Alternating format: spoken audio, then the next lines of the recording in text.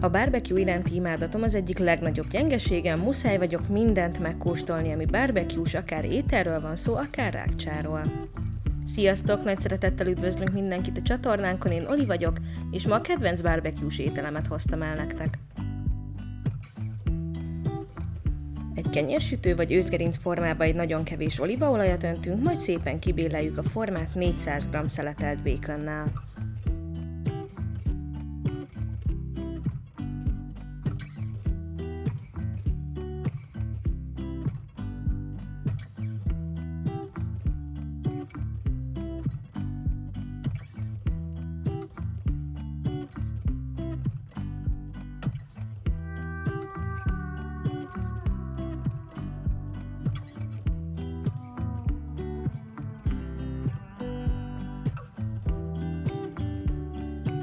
Lehetőleg úgy rakosgassuk, hogy a tálalja mindenhol be legyen fedve, de legyen bőven lelógó rész is.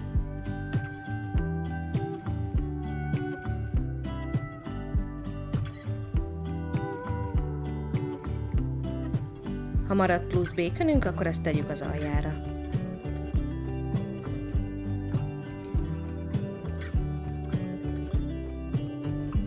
Nagyjából 500 g barbecue szósz fogunk összesen felhasználni, amiből most egy szép adagot rányomunk a békönre.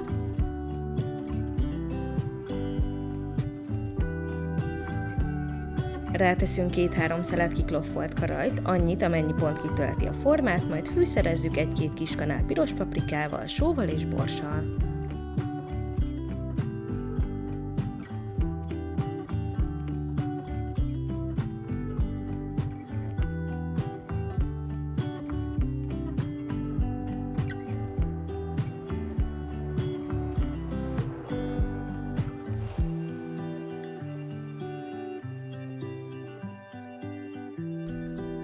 Jöhet rá egy réteg sajt, majd 2 darab darabolt britamin paprikából annyit teszünk rá, amennyi eltakarja a sajtokat. A rétegeket úgy változtathatjátok, ahogy szeretnétek, csak legyen benne barbecue szósz, karaj, fűszerek, sajt és britamin paprika. Ezután addig rétegezzük a hozzávalókat, míg el nem fogynak.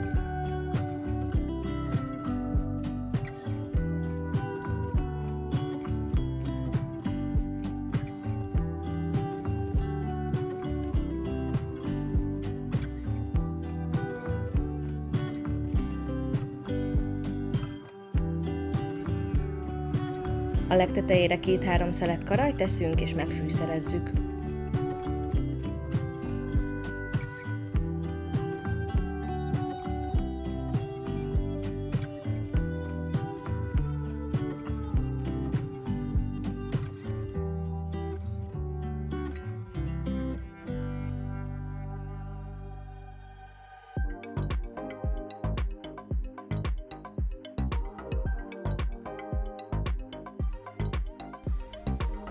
Rákenünk még egy adag barbecue szószt, a sütőt pedig előmelegítjük 220 fokra.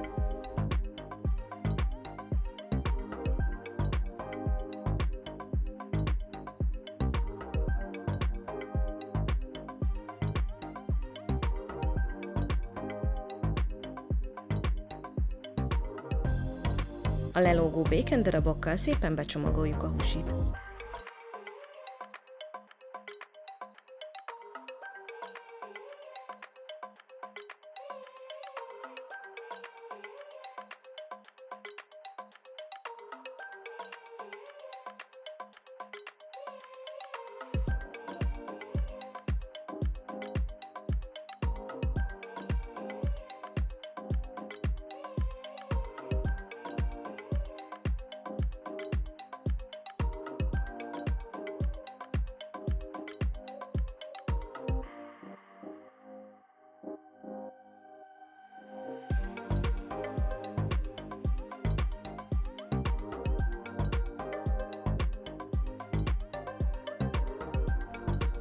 Ha forró a sütő, akkor az egészet letakarjuk fóliával, majd mehet is a sütőbe.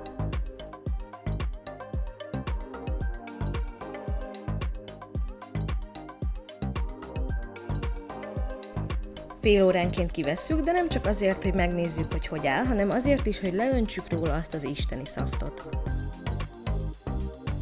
Ha nem öntjük le, akkor idővel kifolyhat a formából, és akkor takaríthatjuk a sütőt, plusz kárba vész a szaft.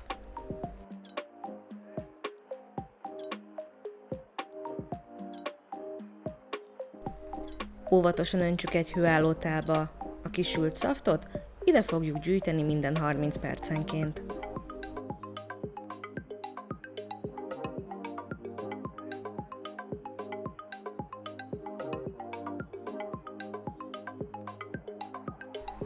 Tegyük vissza rá az alufóliát, és addig süssük fóliával, míg meg nem puhul a hús. Ez nagyjából olyan 1-1,5 óra szokott lenni.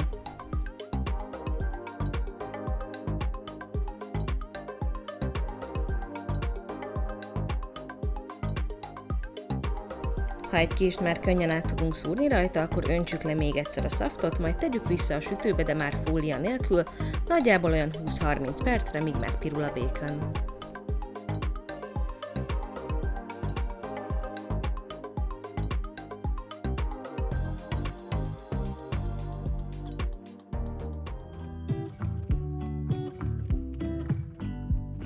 Ha szépen megpirult, akkor pár evőkanál barbecue szósszal megkenjük, szépen elegyengetjük, majd addig sütjük, amíg gyönyörű sötét bordó nem lesz.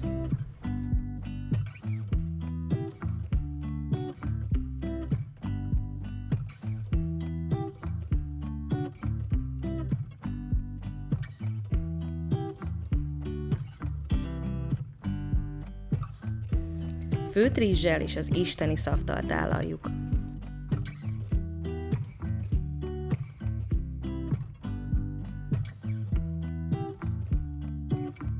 Reméljük tetszett a recept, ha így volt, akkor készítsétek el ti is, osszátok meg a videót, kommenteljetek, és ne felejtsetek el feliratkozni.